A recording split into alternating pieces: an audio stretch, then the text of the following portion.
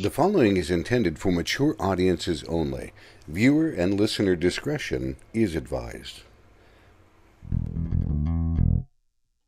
Hey folks, P. Basardo here, and you're listening to the Smoke Free Radio Network. Not only is he my bail bondsman, Thanks. Everybody say hello to Mr. The actual only third way in our country right now. I'm going to try to actually talk a little bit and maybe not get some videos. And you know, like the ones that's a lot of the ones that really fighting. I mean, in their mind, it's they're a revolutionary, force, right? And I mean, obviously, to get rid of Stan. It's crazy to me, and I feel like Big Tobacco's sitting there laughing. They're like, "This is right." I don't claim to know a lot of stuff when it comes to advocacy. They're calling this an epidemic.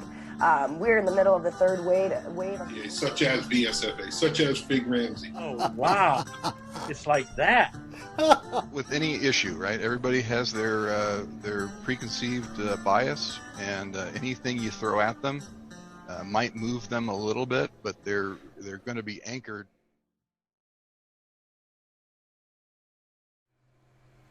Good morning to all the people that are out there. Welcome back to another edition of Vaping in the Mic. It's early morning, which is an oddity for me to be able to do the show this morning. But this morning's guest, it has a small window of opportunity to be able to talk. And she said, how about 9 a.m.? And I said, absolutely. I wasn't going to pass this up. I said, yeah, we're going to do 9 a.m. And she ran a little bit late this morning. And it's ironic because I'm going to have her tell you why. But this morning's guest is from Michigan, and we spoke to her a few weeks ago, and things back then were kind of like, okay, and then all hell broke loose, and everything else is really one of those things. You got two things happening. I keep looking back and forth at my screens. I've got Facebook chat that is open, I've got YouTube chat that is opening, and I see Paul Blameyer in from Australia over here. And then we've got some people over here in YouTube already starting to congregate to Daytime Frank and Jessica Heaton. And good morning, everybody. I appreciate it. This morning, if you folks would, please welcome Kim Shilling with Moose Juice up in Michigan. How you doing, Kim? I'm doing wonderful. Thank you. Oh, absolutely. And for the people that were able to stop and take a look at the last time that I spoke with her, there was like a piece of tape or something across the camera. So this morning, we have a much better shot of that lovely face that's up in Michigan. It's awesome. Now, tell me, if you would, so that people know, you had to stop in another store, and it would kind of put you a little bit behind, but you spoke to somebody at that other store, correct? That's right. I've got a customer, wonderful lady.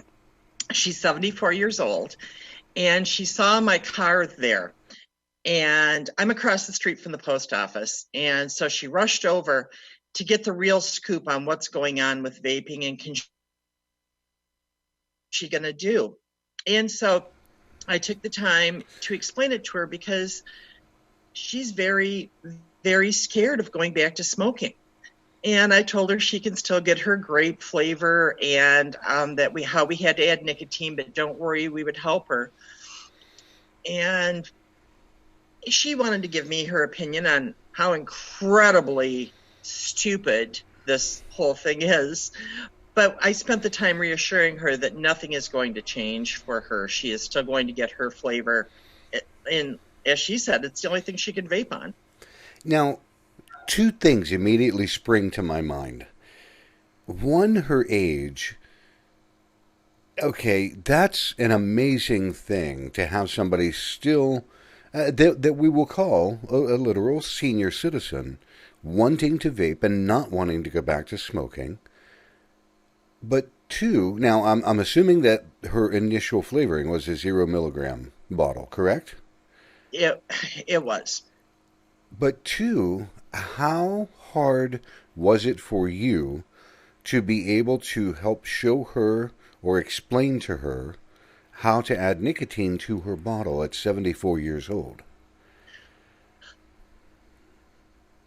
Just decision in a lot of vape shops are, we're buying the nicotine packs that are pre-measured. Mm-hmm. So in a 60 milliliter bottle, there's a certain one you put in to make it 3, a different one for 6, or 2 for a 120. Right. And when she realized the first time I was showing her today that she can't mess it up, then she was relieved, because she says, I don't know how to measure that stuff, and that's why we went with the pre-measured packs, just to make it. My seniors, my customers don't want to do it yourself. They want the convenience of, Kim, I need my bottle of juice, hand it to them and go. And that is the whole thing. And you and I discussed this a little bit, that there will be some people, that will go, screw that, it's too much work, I'll just stop and buy a pack of cigarettes. There is, and that's my biggest concern is that when you buy a pack of cigarettes, you peel off the cellophane, you're good to go. Here we're adding extra steps. It used to be, I would toss them a bottle of juice and they go. Now they've got to pry the top off the chubby bubble. Mm-hmm. They've got to snip the nick pack, make sure,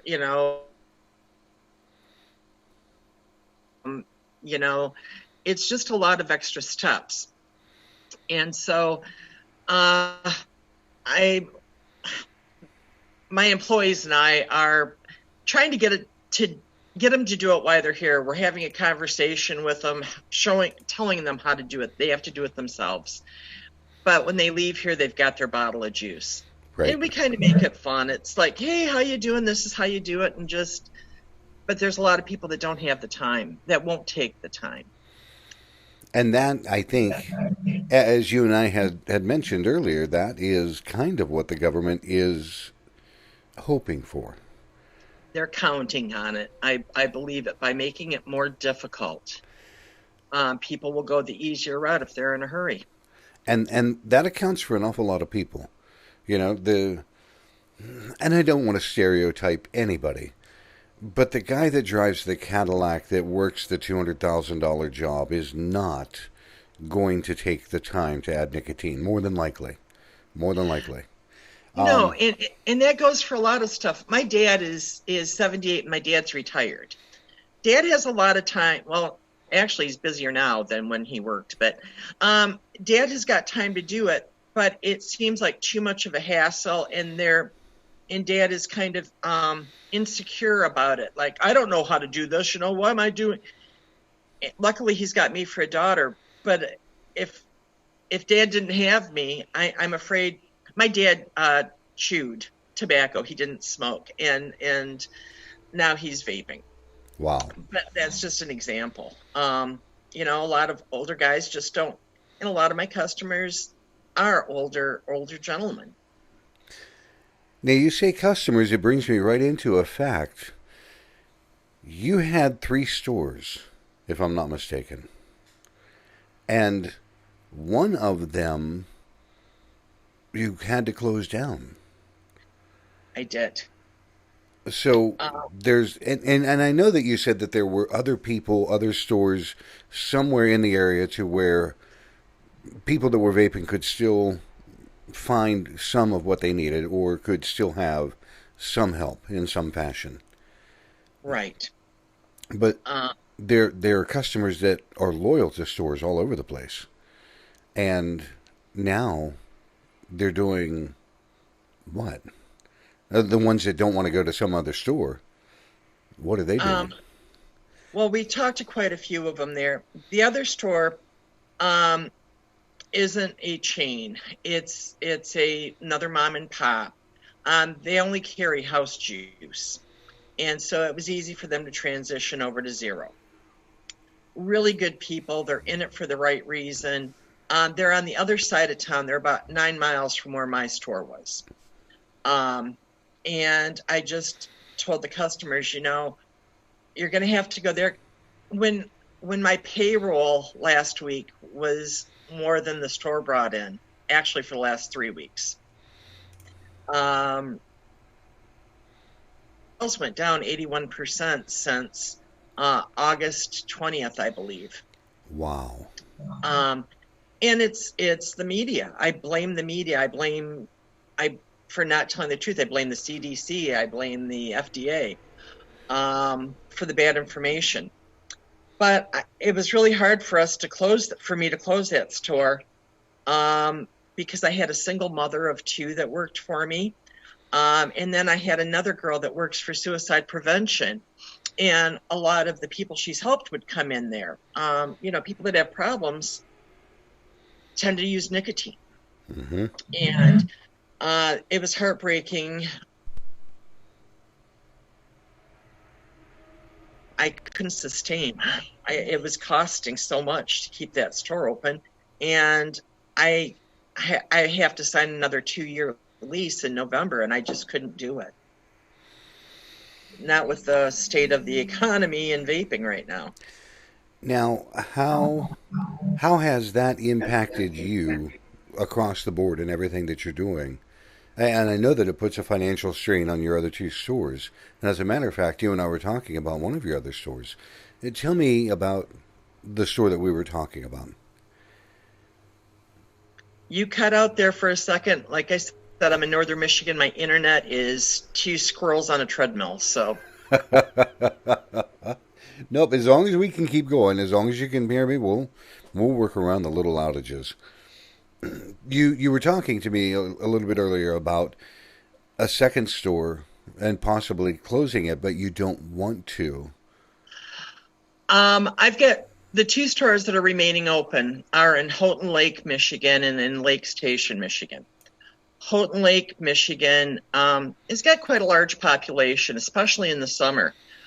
But and in Lake Station also, there wasn't a vape shop. So we introduced a lot of people to vaping. That's why we've got so many that have switched, so many quitters, so many older people. Mm-hmm.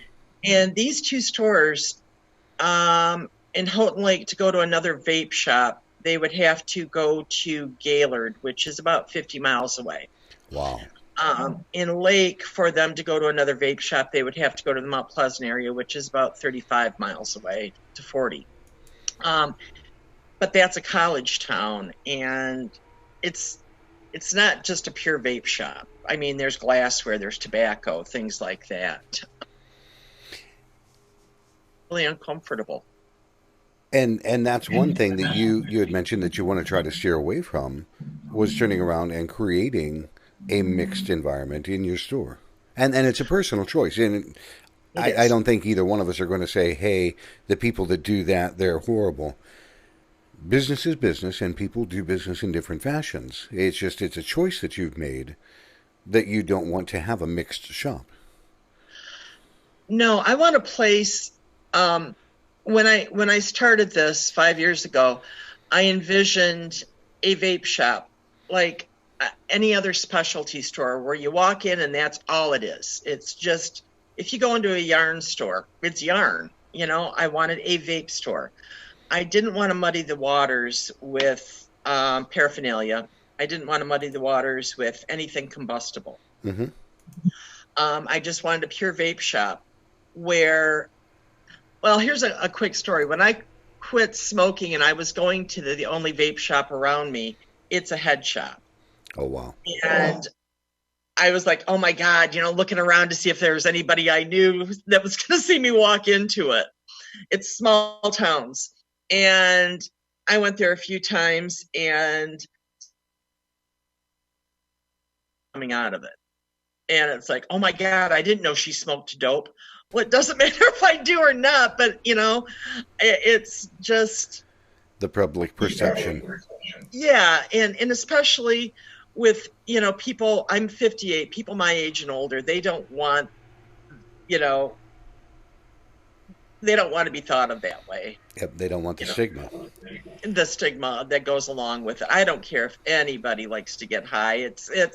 That's their personal business. Whatever anybody does, I'm not against it at all.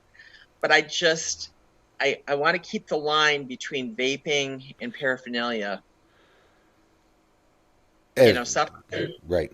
Let's talk about what has actually happened now in Michigan. The reason that this whole shebang is going on is because of something Governor Whitmer did out of her own agenda It is not passed by legislation. It is not something that any legislative body went, well, we've all gotten together and we decided that we're going to do this. This is a harebrained idea that she believes that she has the capability, maybe she does legality, but she has banned all flavored items in the vaping world. Correct? That's correct. What she didn't outlaw tobacco flavor, but tobacco is a flavor. I have to add tobacco flavoring the same as I add watermelon or apple. It's an artificial flavoring. Yes. And it tastes, in my opinion, I don't like it. No. It reminds everybody of tobacco, which I think might be part of the psychology behind it. Well, you know, why have a fake one when I can go buy a real one? Exactly. But she kept saying it's for our youth, for the children. And if I hear that one more time, I'm going to scream.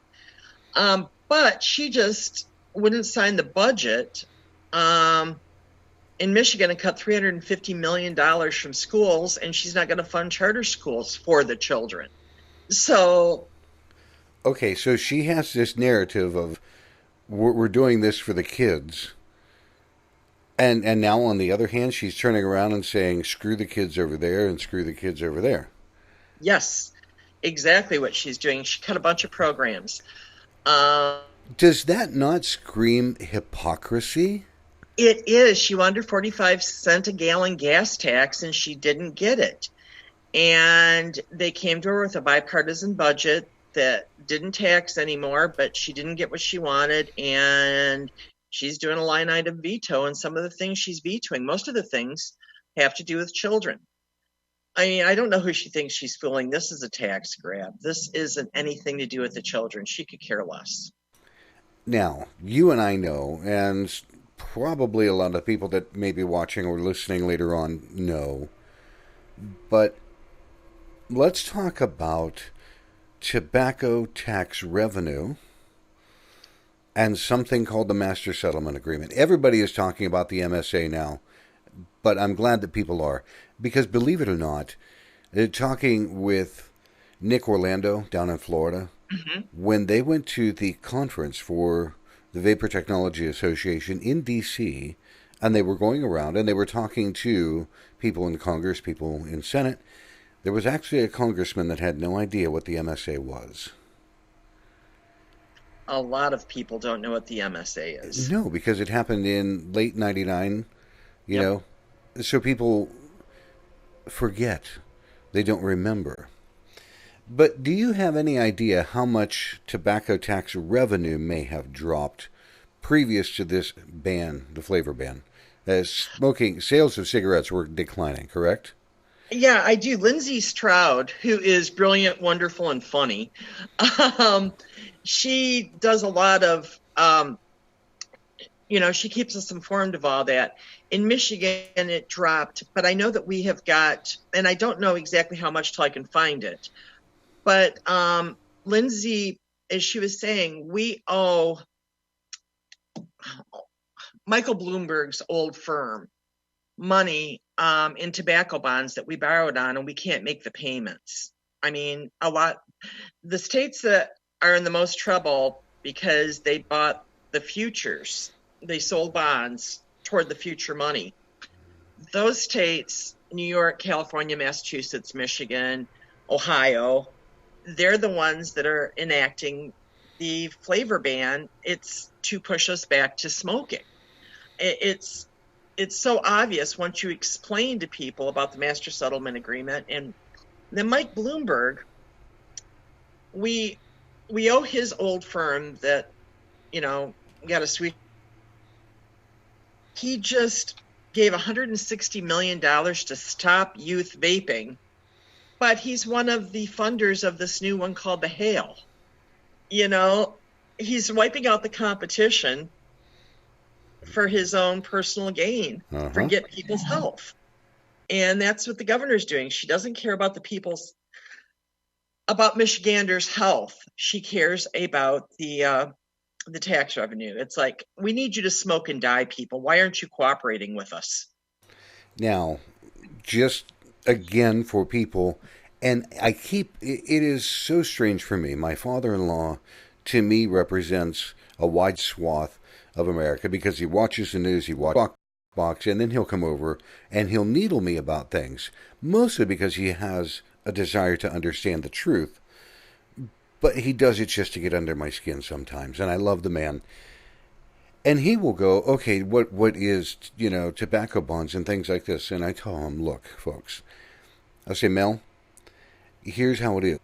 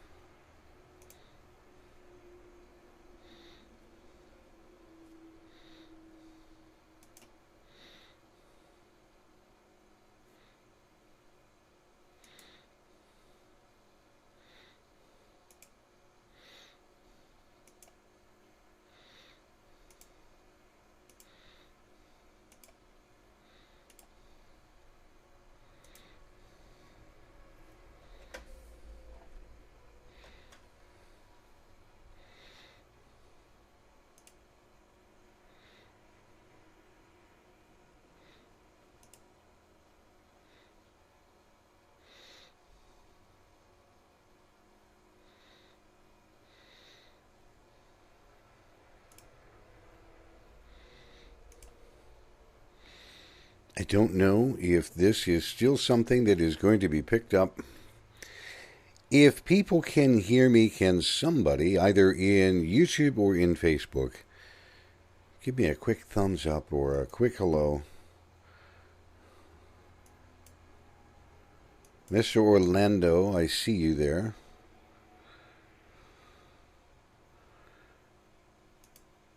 Trying to reconnect everything on my end. I apologize while we are in the middle.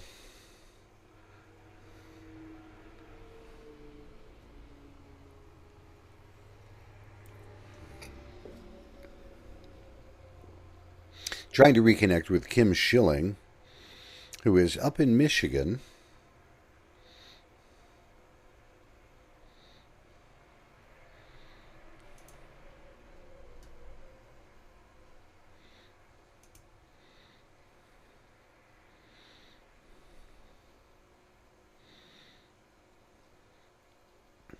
There she is.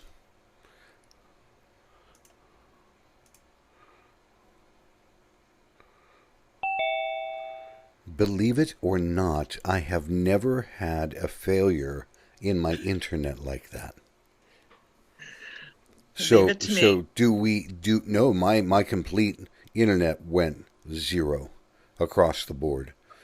Everything was still running just fine, and my internet gave me the biggest finger.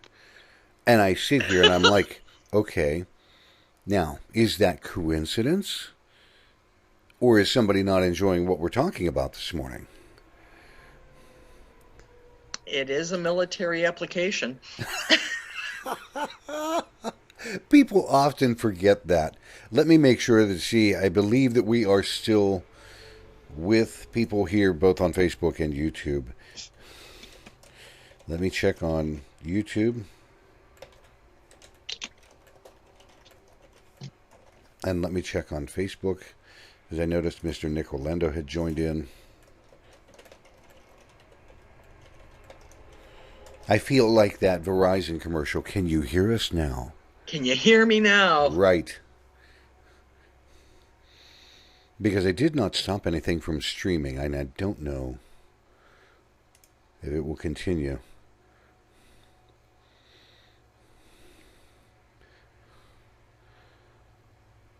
Do me a favor. Sure. And this is going to sound like an odd request. Sit here and go like this for about 5 seconds, and I'm going to watch and make sure that this actually comes through on both Facebook and on YouTube.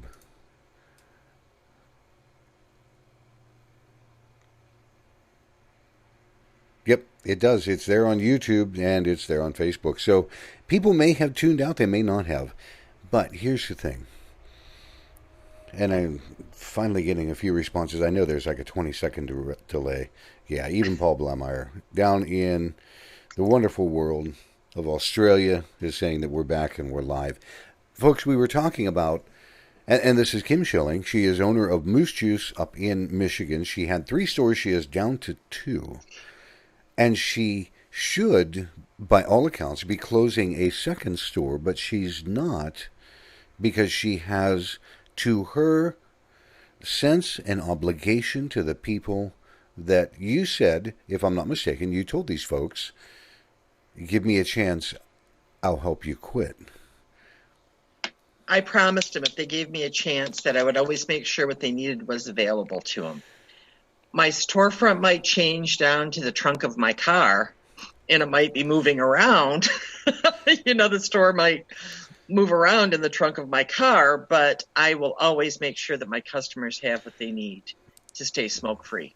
And that's huge on your end to be able to do that and say, yes, I'm still here in some fashion. But we were talking about Michigan and many other states selling tobacco bonds so that they could have their money now and not have to wait on future MSA payments. Now, go ahead. Well, Lindsay Stroud just sent me an email the other day. Her and I were chatting. The MSA money was supposed to go to help Medicaid, Medicare pay for tobacco-related injuries, sicknesses, illnesses, and for tobacco prevention in youth. 1.6% of it was just recently used in Michigan. That's because they gave the money to the health departments to go to all the schools, and vaping will kill you. But the weird thing that the money's been going to, I don't remember the exact amount, but it was millions and millions, went to bring the film industry to Michigan. You're kidding. No. And they used MSA money to do that. Yeah. Lindsay has this list.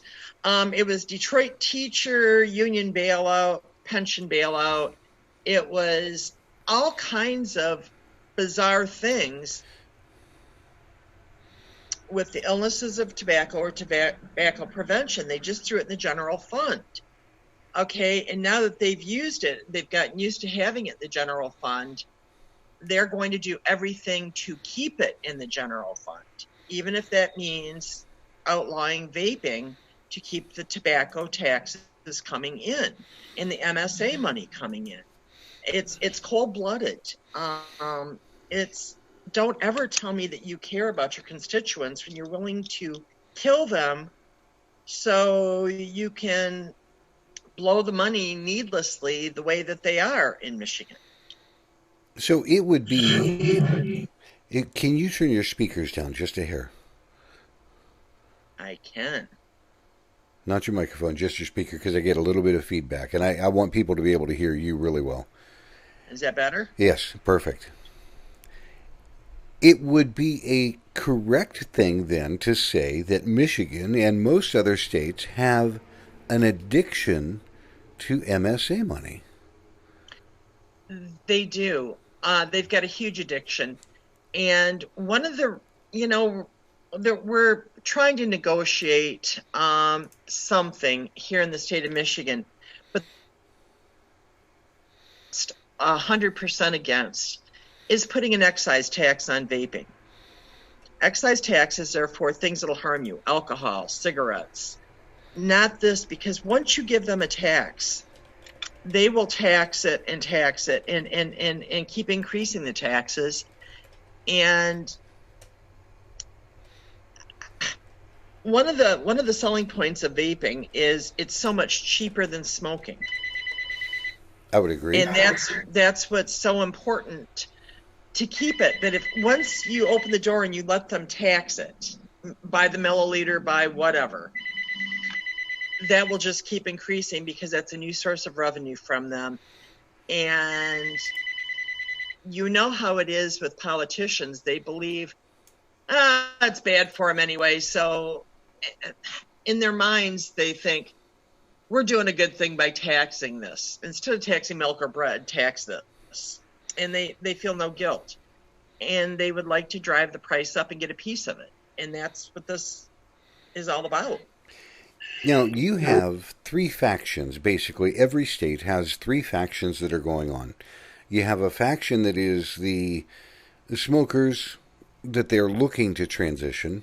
You have people that have transitioned and are using vaping products. And then you have the general public who neither smoke nor vape.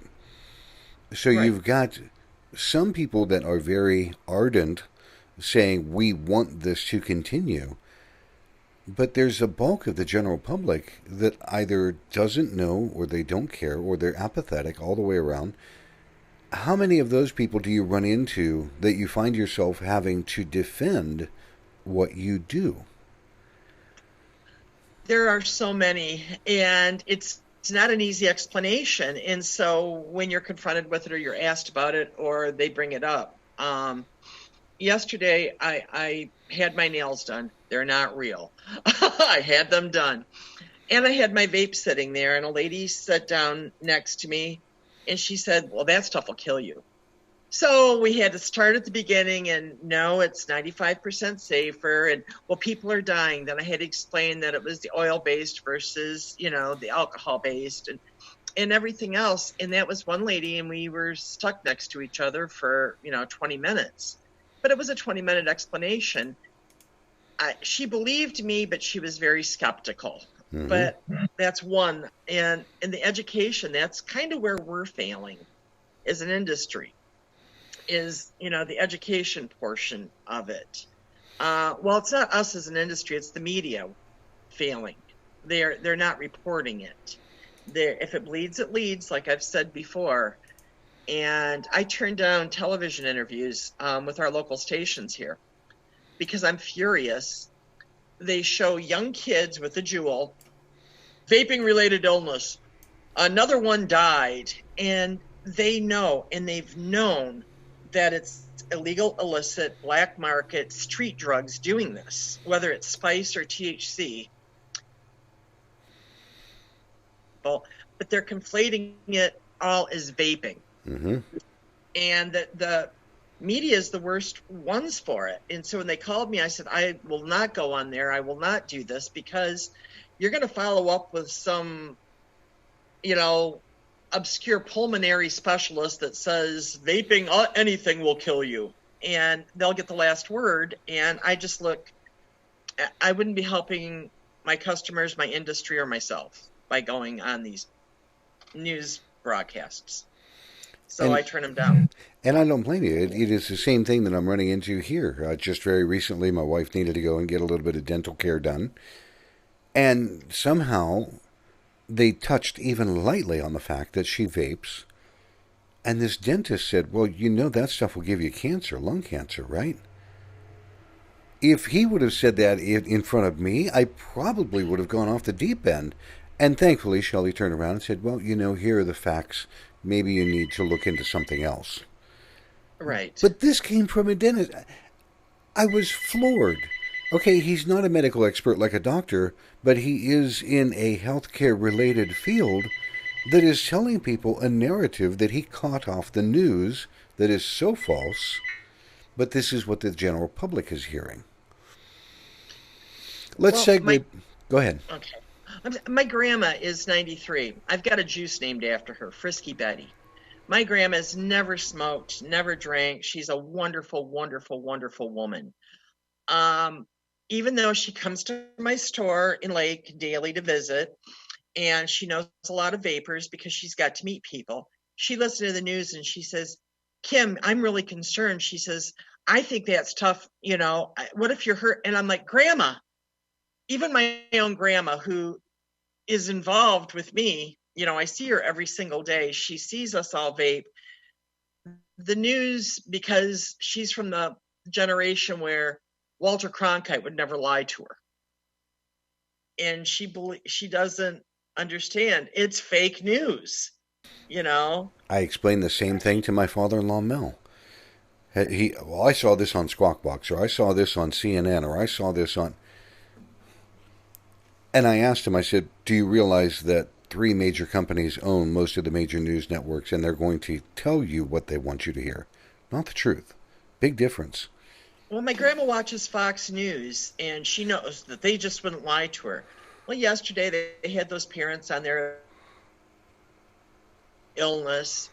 And yes, she has vape THC, but mostly it was nicotine. And Jewel did and Grandma said, even Fox News is reporting. I'm like, Grandma, it's fake. It's fake. Follow the money. And the sweetheart, because I know at the senior center and things, they talk about current events. And my grandma, I have to make sure she's educated in this because she's going up against the mob with it. And this is the major problem. Now, you also mentioned that, and you asked me, and I had not seen anything about it. Tell me about the letter that you were talking about before we got on the air. Oh, this is huge. I just texted it to my mother because my mom is the most political person you will ever meet in your life. My mom watches blogs every day, all day, or reads them and has the news going on in the background. It's a letter from it's a coalition urges President Trump to protect adult vapors by keeping flavored products legally available. It's from Americans for Tax Reform, American Commitment, American Conservative Union. I think there's 30 groups. But it's saving alternatives to cigarettes for the millions of adults who rely on electronic cigarettes and vapor products to quit smoking in the United States. Of particular importance is the preservation of flavored products, which are not only preferred product of adult smokers, but essential to the success of vaping as an alternative to cigarette use long term. It goes on. The flavored vapor product guidance under consideration by the FDA is among the most striking and non-transparent violations of your commitment to limit dark regulations since you took office. And it goes on about the 10,000 small mom and pop vape shops. Wells Fargo analysis, a vast majority of these businesses employ fewer than 10 employees, making shops that sell e-cigarettes to adults trying to quit smoking increasingly relevant and sensible federal regulations that don't impose millions of dollars in costs through the FDA regulatory process. And that goes on about Mike Bloomberg have long attempted to curtail individual rights and consumer freedoms. He has committed nearly $1 billion to anti-tobacco efforts globally and seeking to influence organizations like the World Health Organization. And then it closes with, given your administration's historic accomplishments and deregulatory agenda, it would be a mistake to take marching orders from activists like Mike Bloomberg. Wow. Adults like flavors. That's precisely why everything from vodka to ice cream comes in a variety of flavors. It's a great letter. And it's signed by all of these. We urge you to immediately halt the FDA's planned actions that will limit choices for millions of American adults who rely on flavored vaping products to quit smoking. More than 100,000 jobs and the lives of 34 million adult smokers are on the line. Wow. Now that is a professional. It's wonderful because we don't have the money as an industry to hire the lobbyists and the PR groups and everything else. But what we do have is numbers, and they're just starting to realize that. Now, you touch on a subject, and I'll talk about it just briefly. Dimitri Agrafiotis, the vaping Greek, was up in Canada, as a matter of fact, just a few days ago at Flavor Art doing a review for new tobacco flavors, things like that. They did a contest. And he went on a rant and was saying that previously, and I've known about this for a little while, that he, Matt Colley, Brent Sanford from Regulator Watch, and I think there was one other person, but those 3 main people had gotten together and created a media capability, and all that had to be done was funded, but it takes a couple $1 million to do it. Once people found out, for whatever reason, it did not get funded by the vaping industry, so it fell flat. And this was 1.5 years ago. Now they're talking about refunding it. You say that the industry can't fund this, and yet we all know that there are some aspects of we'll call it the people that are in the bigger, at the higher end, juice lines and things like this that are driving exotic vehicles or have extravagant lifestyles that are not helping. Let's compare that for a moment to Naked 100. Naked 100 is just, I want to say it put out almost $1 million just very recently, to help the VTA. Yes, they did. So it begs the question, as an industry, where are we? And I would agree with you saying, yes, we do have grassroots numbers. We have a lot of people that vape that will stand up and vote. And that We're one-issue voters. It scares the hell out of the people. And I hope that they vote Whitmer and Cuomo and all these other people. I hope they vote them out of office. With that being said, before I get absolutely high blood pressure sitting here, what are you doing now helping people trying to stay afloat, both you as a business and still trying to help people that are still trying to vape and not fall back to cigarettes? Actually, this is going to go against what a lot of people think. This is just my opinion, so save the hate mail. I hate the flavor ban. I hate the idea that they have to add their own nicotine. I like what Utah just put into effect, that you have to go into a specialty vape shop to get flavored juice with nicotine. But right now, until we can get past the hurdles of regulation and the government and things, it is getting it out of the hands of kids because gas stations and convenience stores, the only ones that fail the stings of underage sales, don't sell the nicotine packs. They don't sell the flavored zero. They only sell juice. Yeah, they're predominantly Juul and high nicotine salt pods. Right. So I hate it. Don't get me wrong. But we're getting the word out that they can still come in and get their flavors. It's just a little bit harder, to pop the top off, put the nicotine in. But 99% of my customers, I believe, they're not going to go back to smoking. I think the government wants to think they're going to go back to smoking. But once they've made the switch and they're so proud of themselves and they feel better and they know the effects, they're going to do whatever it takes. The government's going to lose on this. People will go black market. People will go whatever. But the government is not going to regain those tobacco taxes. And I just wish they would realize that. I mean, what they're trying to do and what's actually going to happen are two different things. I wholeheartedly agree. It is the one thing that they are not expecting is for people that are vaping to continue to vape. And I will say it, even if it means breaking the law by going to a black market person who goes, hey, I used to make this. I'm not allowed to sell it anymore. I still have something for sale if you would like to look in the back of the trunk. They're the shady deal, but that's also the part that I know is going to scare a lot of people like you and like myself, that there will now pop up black market people that we go back to mixing, and you hear the term bathtub juice, that mix in their kitchen while their cats are running around and hair's flying and dogs are whatever. It's a real catch-22. Well, people don't realize, the measurements of nicotine, 3% is 0.03. If they put 3% in, it's just there's a lot of math involved, and it's not for the average person. That's why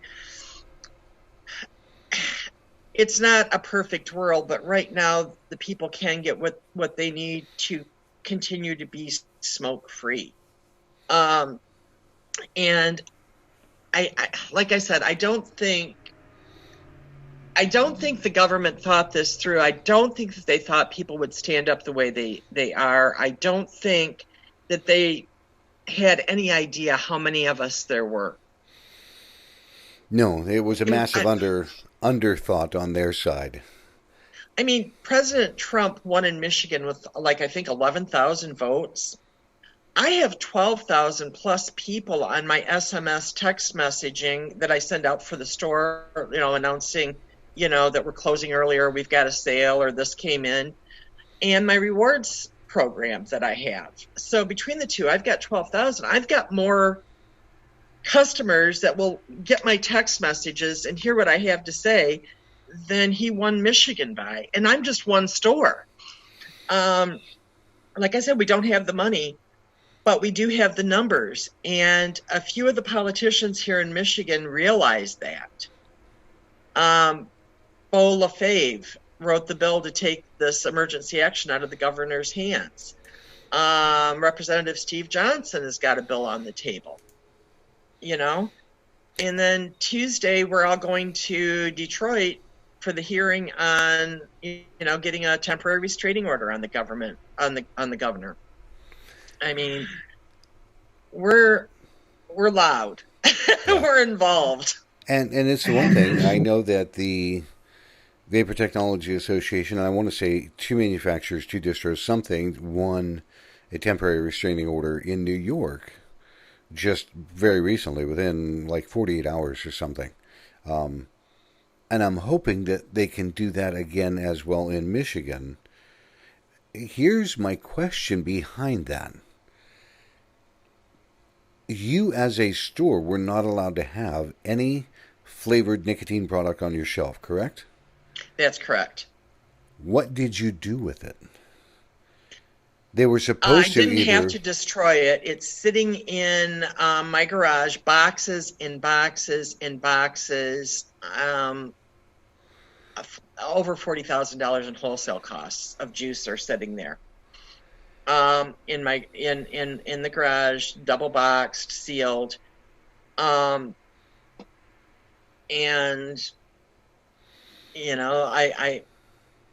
I've got enough for the apocalypse, and I'm just one store. I mean, every one of us, 700 and some stores in Michigan, are in the same boat. Wow. Now, have you heard anything about how many other stores have closed because of this? Quite a few have. Grim Green had Pure Bacco in Gaylord where they made closed. Okay, say that one more time because your internet just glitched for a second. Grim Green. Grim Green had a production company, a manufacturing company in Gaylord, Michigan, about 60 miles up the road from me. Mm-hmm. And that's where they made Namber juice and everything else. Because of this, they went under. They closed their doors Monday. And that's huge. Vape juice is another big one. That's down. Everybody had to pull their websites down. It's a lot of the guys that I buy from here in Michigan had to pull their websites down. Because there's no guidance about if they can sell out of state yet. I know it's a Commerce Clause thing. It's something for the lawyers, but there was no guidance in this emergency act. I mean, we had 2 weeks, less than 2 weeks to pull everything and order zeros and make zero and try and my shelves look a little pathetic, but I've probably got more juice than most people, but they look pathetic. I mean, there's a lot of choices that are missing for people. How long, let's say that a temporary restraining order is given, how long would it take you to get your product back on your shelves? Well, you've got to remember that sales across the board are down, for me personally, 64.6% in the last 6 weeks. Oh, my God. And so funding it is the worst part. I don't want to go into debt. I try and do everything on a cash basis because I don't want to have a mountain of debt over the top of me. And so what I'm doing is, whatever profit I make after payroll this week, I just reinvest it. You know, this is my retirement. This is what the governor didn't understand. I put everything into, this is my retirement. I put everything into this. And I'm single, and my children are grown and successful. And I'm really in a good position because there's a lot of families that took the leap to be business owners, and they were finally starting to get ahead, and they felt good about themselves. And they've got kids in high school or kids in elementary school or kids in college. And the governor pulled this out from under them. It's evil. It's just plain evil what she, because vape shops were the fastest growing small business where you could take your passion and turn it into something like so many other people have. Mm-hmm. Whether you're a mechanic or whether you're a crafter and open a little craft store.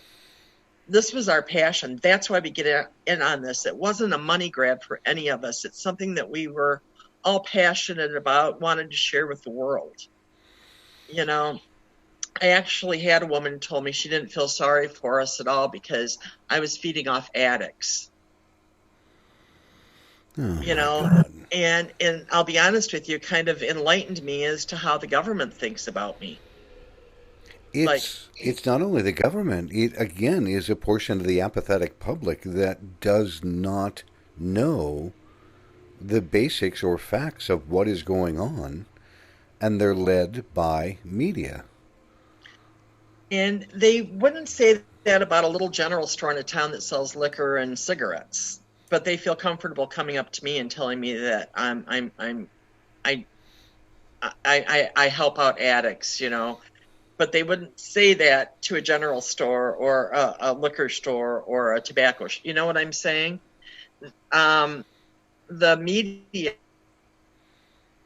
has taken any respectability away from us by making it look like we're all drug dealers by conflating the danking with vaping. No. And again, this is part of it. Dimitri hit the nail on the head. Consumer confidence is way down. This is a problem that is hitting so many stores, so many distros, because the public has been misled by the CDC and the FDA and the THC and the lung illness garbage that now everybody thinks. Had a gentleman come in with a cart, a THC cartridge, because it's legal in Michigan, and he wanted a battery for it. And I said, "Do you know where you got that? Do you know how it was made? Do you know if it's safe?" You know, just concern, right? And he said, "Weed's never killed anybody. That shit there'll kill you. Didn't you read the news? Aren't you watching the news?" And I'm like, no, wait, you know, trying to explain, you know, I had to go into a whole chemistry exam on him, but that's the perception is, you know, for years everybody has said, you know, marijuana is totally natural, blah, blah, blah, blah, blah. Well, in its raw, trying to break it down to concentrate it and to, you know, it's the THC is pulled out by fat cells, by, you know, the fat, and trying to explain that fat, you can't breathe, you know. So I just tell the customers that come in with their little cartridges, you know, smoke it the way God intended it. You know, even though I hate combustion, just smoke it the way God intended to be safe for now. You and I spoke and touched lightly on the fact that you have been approached to be able to prop sales up in multiple fashion, one of which is flour. Yes. And you're taking a higher moral road and saying at this point in time, no, I do not want to mix what we are doing with another industry. And I understand a lot of people that want to bring in glass and pipes and bongs and whatever. More power to them. You know, I have no problem with that whatsoever. Me personally, it's not really a higher moral road. I just want to keep vaping. I promote vaping to stop smoking cigarettes. Mm-hmm. That's what I'm doing. I also have I allow people to bring their children in if they're under 12. I don't want them sitting out in the car.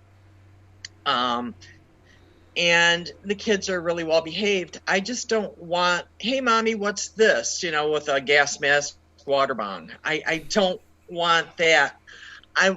They see mommy and daddy are healthier. They don't stink. The kids can breathe in the car when mom and dad are vaping versus smoking.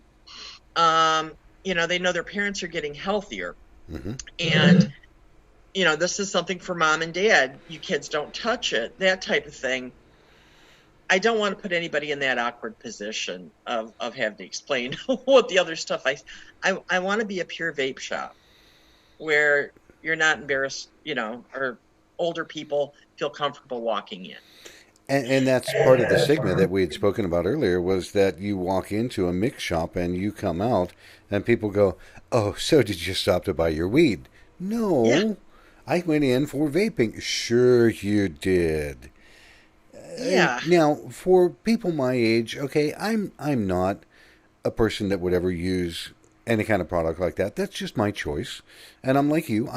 People want to smoke marijuana, have a ball. I just ask that you stay a safe distance from me, because I don't want to smell that. Yeah. But people older, I'm early 50, and people older than myself have such a stigma against marijuana. Oh, yeah. Because for years it was a serious problem.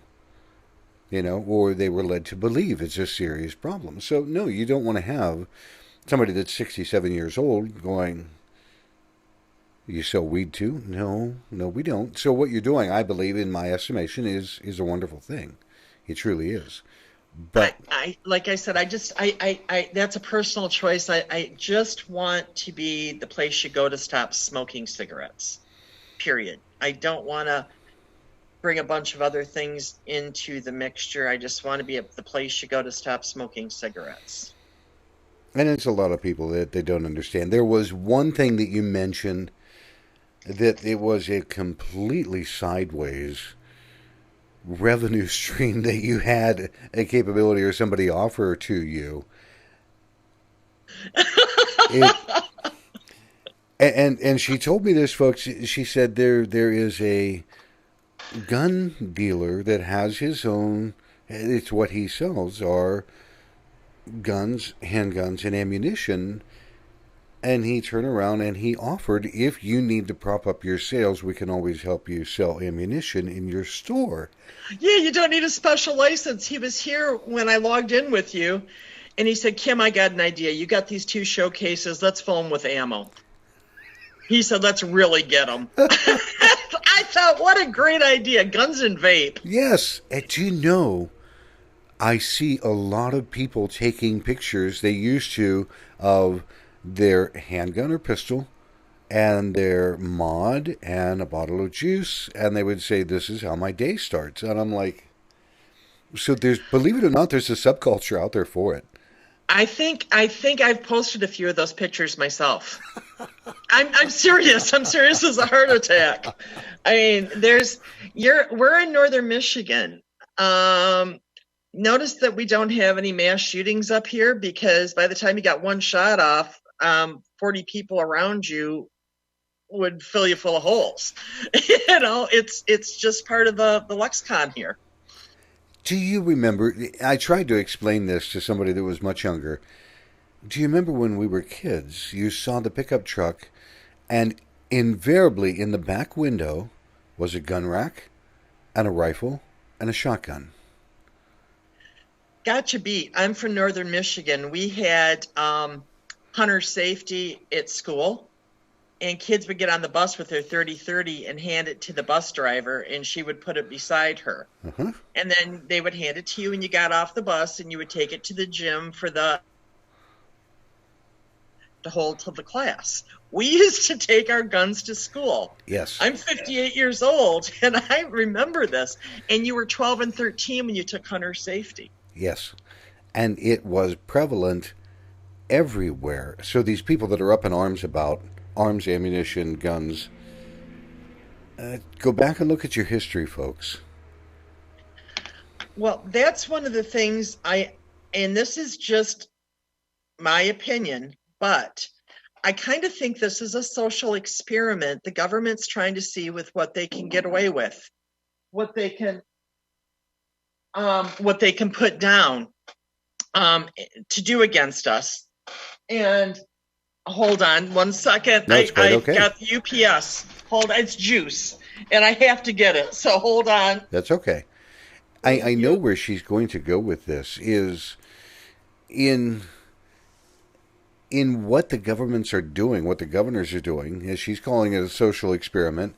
I agree. Part of it is the fact that they want to drive all of this back to increase tobacco sales. But behind it, you've got to know that there are some people that are turning around and saying, we want to ban guns and we can't get through, but we can ban guns this way, turn in your guns.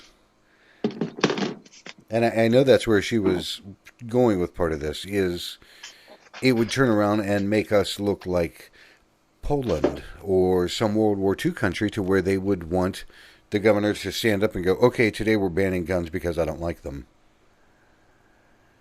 Yeah, our governor is banning vaping because she doesn't like it. Whatever she doesn't like is it. This is a smaller scale than gun owners, but if they can get away with this, the next logical step is, okay, this is a little bigger. Let's do this next. And this is a little bigger. Let's do this next. I mean, we've been letting them get away with it, even seatbelt laws. You know, you have to wear a seatbelt. Yes, it's for safety reasons, but it's a law now. Yeah. You know, it just gradually gets bigger and bigger, and they always grab for more. And they're not going to stop. Kim, Ever. I know it's headed for 10:30, and I know your shop opens up here in half an hour, so you've got some other things that you've got to get done. In closing, what would you tell people about what's happening in Michigan, and then what would you say about what you are doing and your own outlook? I lost you there for a second. What's happening in Michigan? If you would, tell us from your perception what is happening in Michigan, and then tell me your own personal outlook, how you think things are going to go forward. I think, like, in Michigan, what's happening is she's trying to turn us into a nanny state. You know, where marijuana is legal, but vaping isn't. Okay. She's trying to turn us into a nanny state, but I really think the populace only takes so much. And I believe I'm praying that the tide will turn as people are educated and learn more and see what's happening. It'll turn because the pendulum always swings. It always swings. We're going through a really, really rough time right now, but if we stand tough, we can get through it and get rid of some of these stupid FDA laws and have better mods, safer mods, things like that. You know, I believe we're going to get through this, but we can't get through this unless we get, as Kevin Crowley says, louder. We have to get louder. And page, we've posted the phone numbers and the email addresses of every Democratic House representative. We need to get them on board with this. We need 11 or 16, I believe, to get Bo LaFave's bill through or Stephen Johnson's bill through. We have to keep pounding them. We have to call the White House every day. We can't sit back and think somebody else is going to do it. We have to be proactive to protect our rights.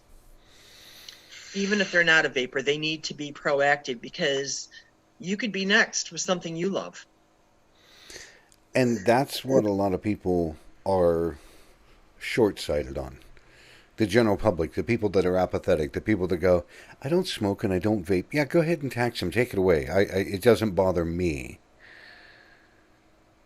This is a first step to something that is going to bother you, the public, that looks at this as a fringe thing. I mean, they're doing it now with speech. They're doing it now with so many other things. This is just a natural extension of that. And if we don't push back, they think it's okay, and then they just keep building, building, building. This is how revolutions start.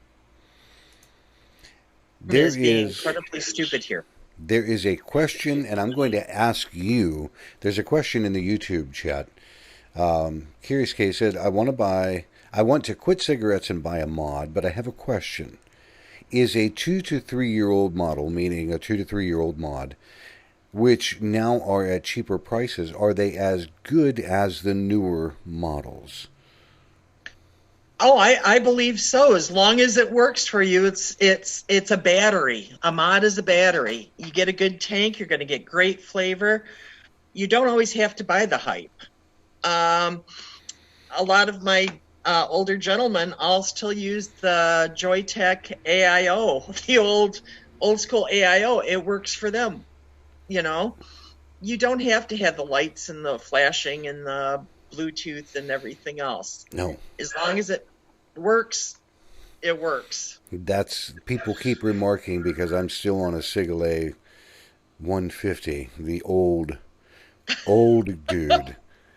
And they're like, you're still using that? I'm like, it's a workhorse. I don't need the new, flashy, shiny.